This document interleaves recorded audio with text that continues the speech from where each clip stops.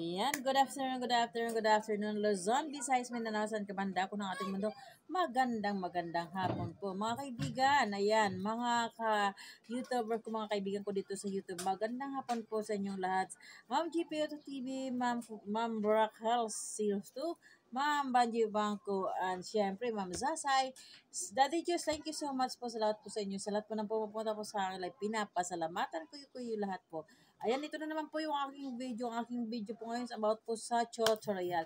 Ano nga ba ang tutorial ko sa inyo? Ito po is about po sa Stapinus. Ano nga ba ang Stapinus? Ito po ang, sa Tagalog po, ang Stapinus po ay ang tonsillitis.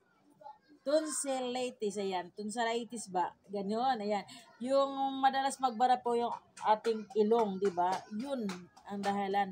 Yung kapag may mga tonsillitis po tayo, nagbabara yung ilong natin, tapos yung palagi tayo nagsisipon, mga ganyan, mayroon tayong mga ganyan, di ba?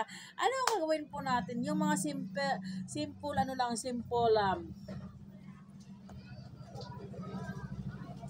ano gagawin po natin pag mga ganito pong ating nararamdaman? Simple remedy po sa ating sarili. Siyempre, minsan nandito na tayo sa bahay, hindi natin kailangan magpa-doktor.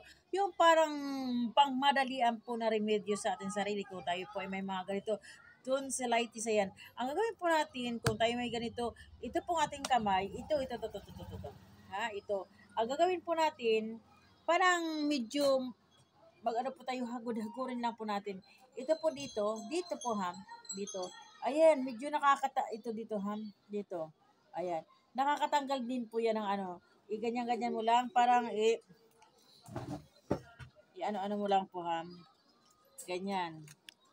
Nakakatulong po ito sa ating sarili. Yung pang madalian lang po na remedyo po sa ating sarili kung tayo po walang gamot. Siyempre yung halimbawa sa gabi, natutulog tayo, naramdaman po natin ito.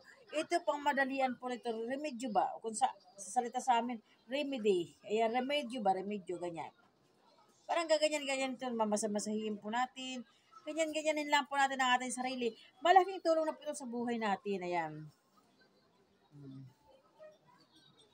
Ganyan lang po ang gawin natin, ha? Ito, dito. Dito. Oh. Parang ganyan-ganyanin lang po natin. Malaking tulong, kaya hagod-hagurin lang po natin. Malaking tulong po yan. Ganun. O, gawin po natin yan parang pang-habit po natin.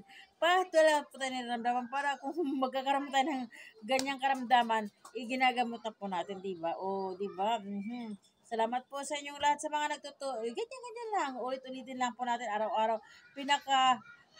Gawin na lang po natin habit. Ayan.